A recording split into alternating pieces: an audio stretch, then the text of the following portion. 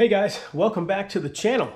Today, I'm back in the garage on my 2007 Jeep Wrangler. I'm going to do some diagnostics on it, but I'm going to do it a little bit differently.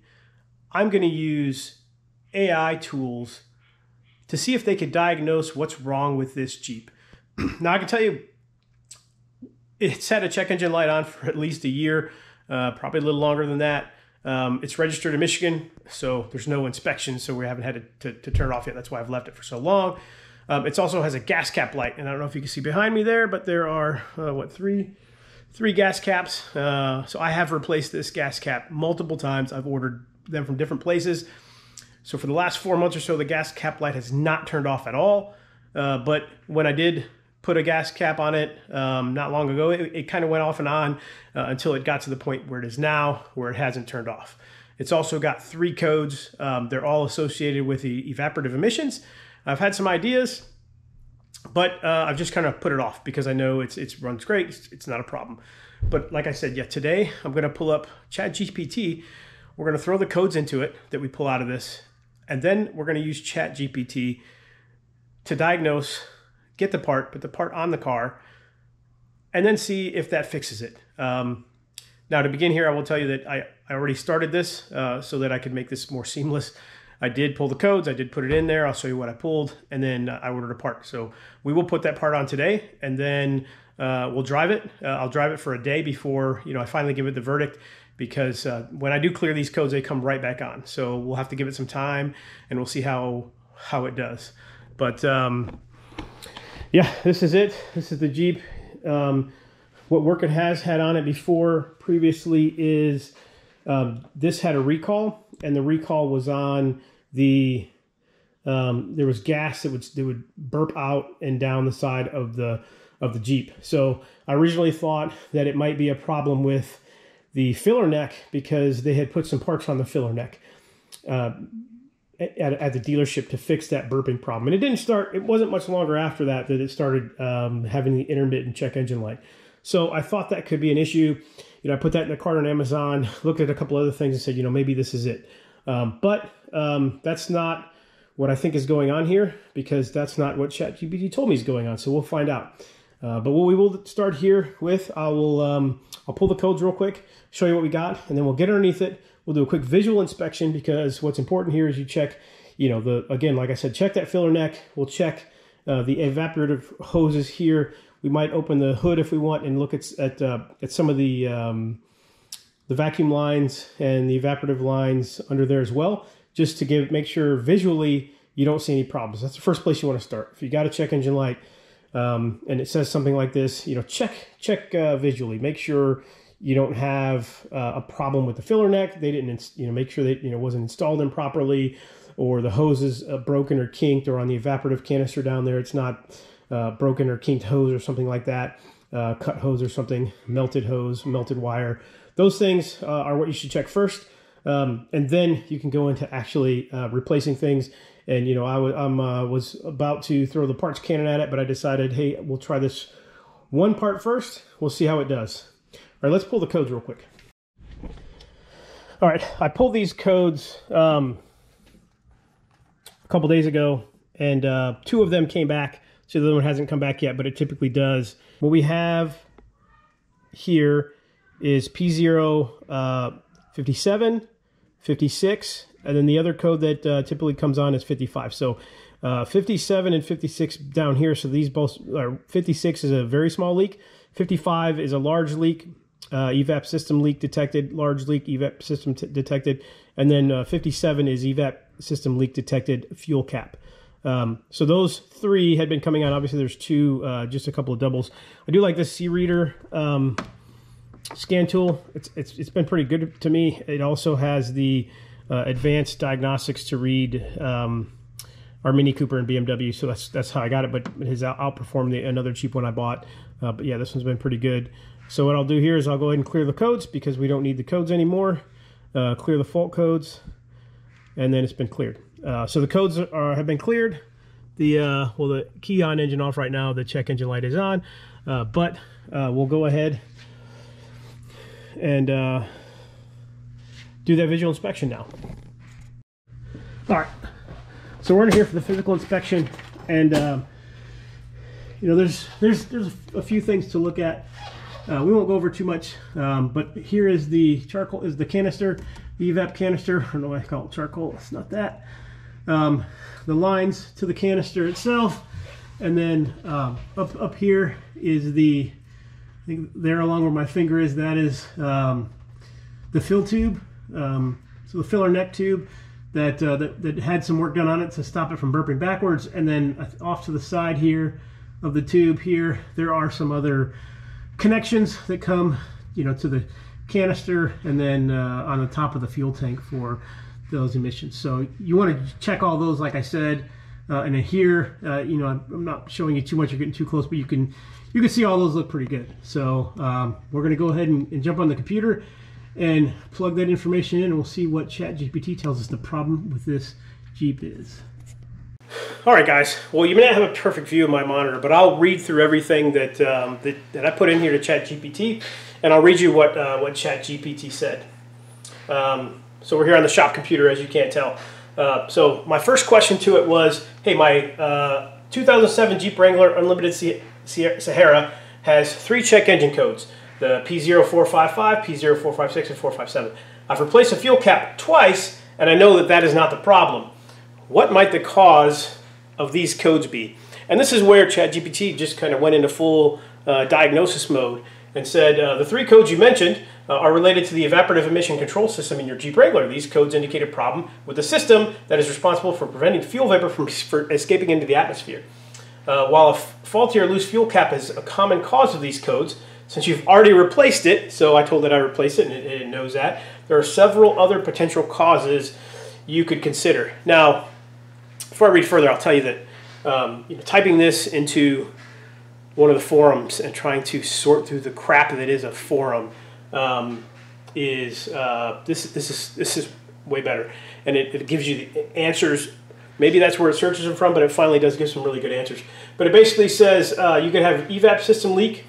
So really, you know, we looked at the mechanical side, and we checked out the problems and made sure there wasn't actually you know, a mechanical issue, you know, the broken hose or whatever. So that it does tell you to look for a system leak first, and then it says there could be a faulty evap purge solenoid. So the purge solenoid is under the hood. We didn't look at that, but the purge solenoid itself can be a cause of this, and it says it controls the flow of vapor from the evap system. So it actually even describes what it is and what it does, and it says check it for proper operation or consider replacing it if necessary. And then it talks about the evap canister. So the evap canister is also designed to store fuel vapor temporarily before it's purged in the engine. And we took a look at the evap canister while we were down there.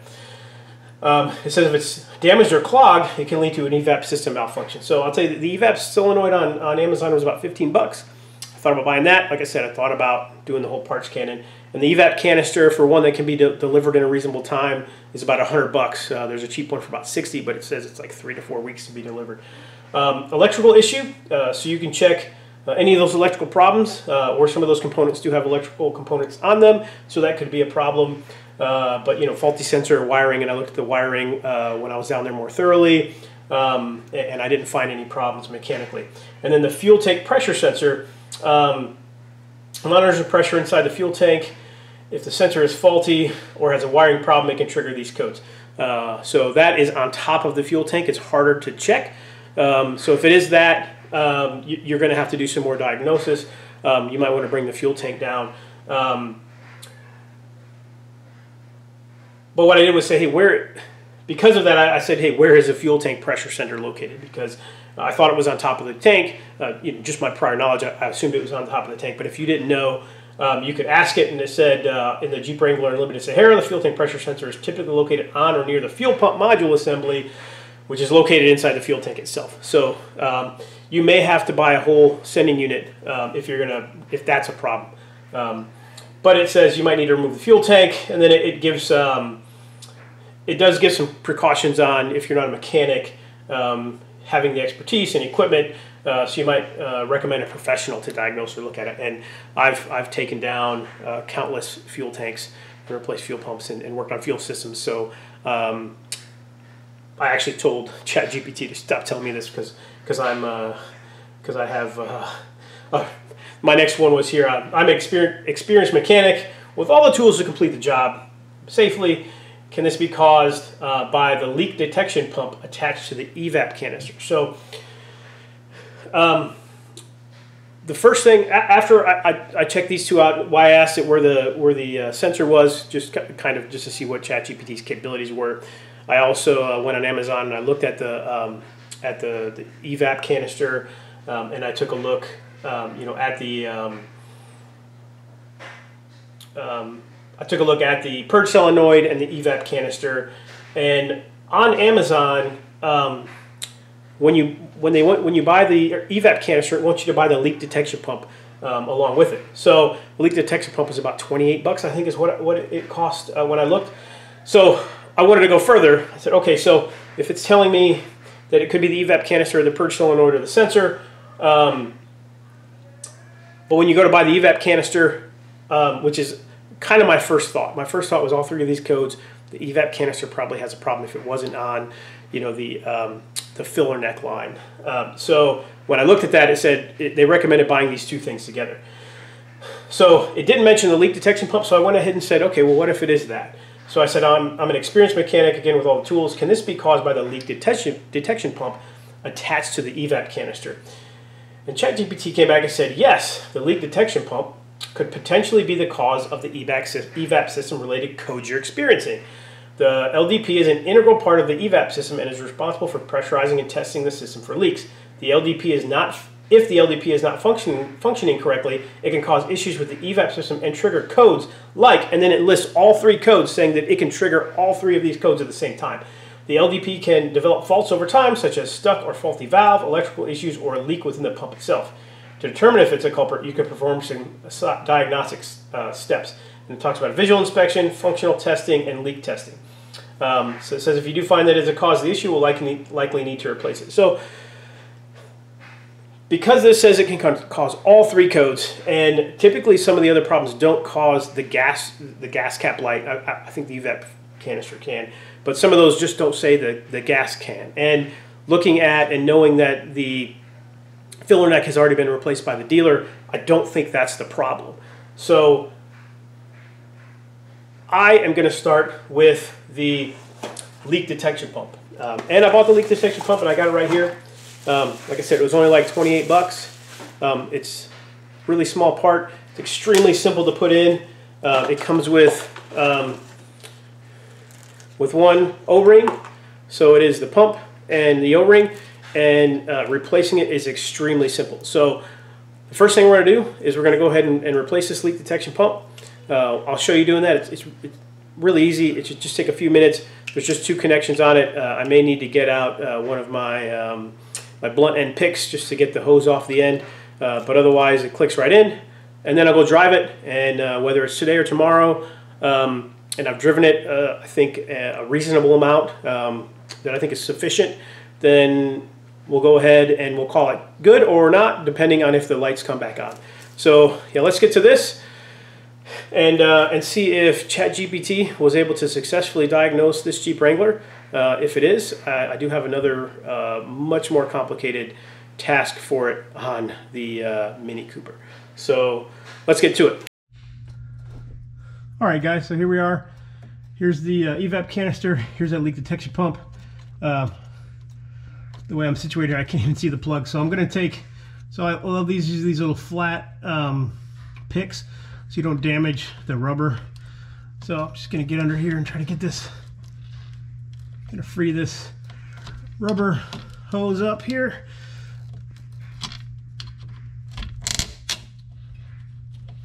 I can already hear it.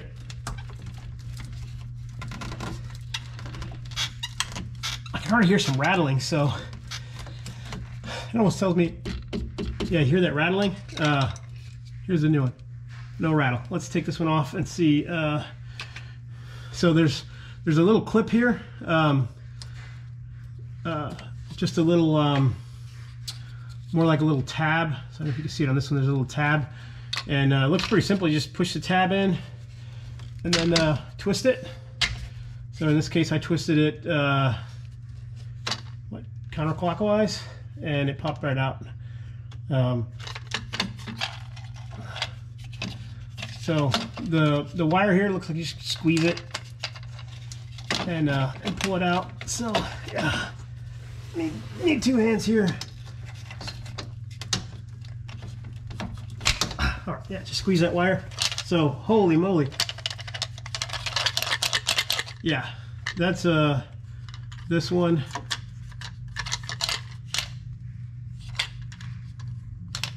Now there's a little white, looks like a gear in there. I don't know if you can see it, but that is shifting back and forth. It's supposed to do that. This one looks a bit different. Doesn't have that shifting back and forth, but yeah, there's the O-ring, and I'll check the new one. Sometimes these flat O-rings, I like them better than just this. So this is what I'm gonna do. I'm not gonna switch out the O-ring because this is a round O-ring and this is the flat O-ring, and a lot of times it's really pliable, good shape, not brittle at all. When it's got these specialty O-rings, I do like to keep those specialty O-rings. All right, so let's twist this guy in place.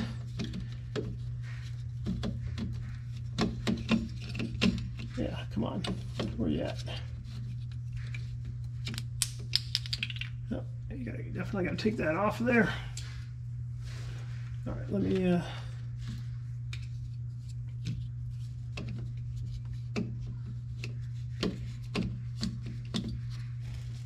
Oh, come on, what's your problem? What the heck?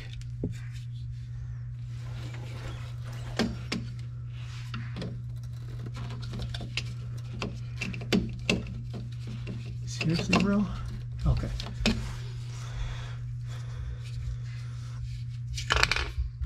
All right, so where that old one twisted in counterclock, or twisted out counterclockwise, this one, it wants to go, it seems to be keyed. The little tabs on the back are only going in one way.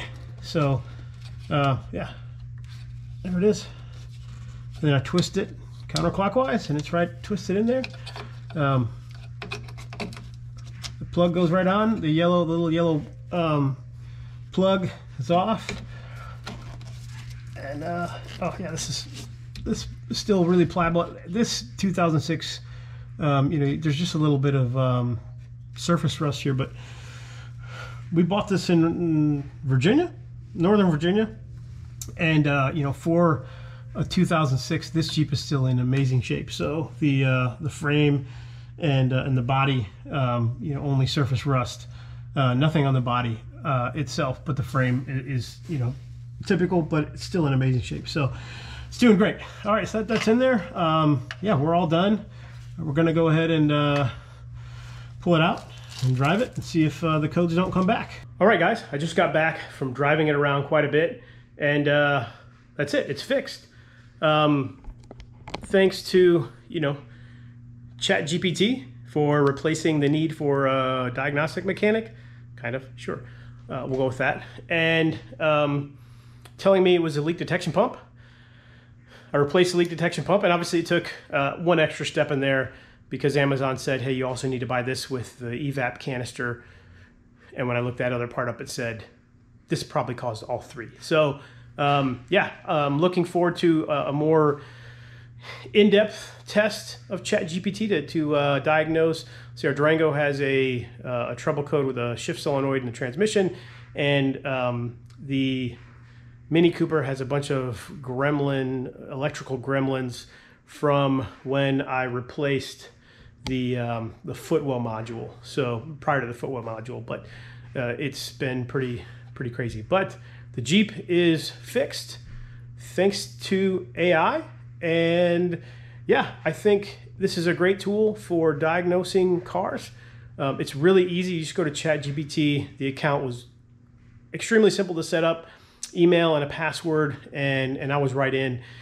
And you know, you saw how in depth those answers were to my questions.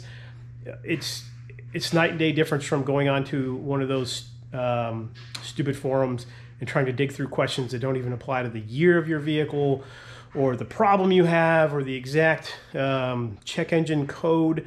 And then other things as well. It can tell you other things. You probably could get tips on just doing about anything with it. So I look forward to using it more in the future. This is the second time I've used it. I have a video about using it to just plan an RV trip and just plan trips in general, and to ask it things about locations and geography and yeah, whatever you want. It's going to tell you a lot of cool things. So if you stuck around this long, thanks for watching. Don't forget to like and subscribe, and we'll see you the next time I'm turning wrenches on something.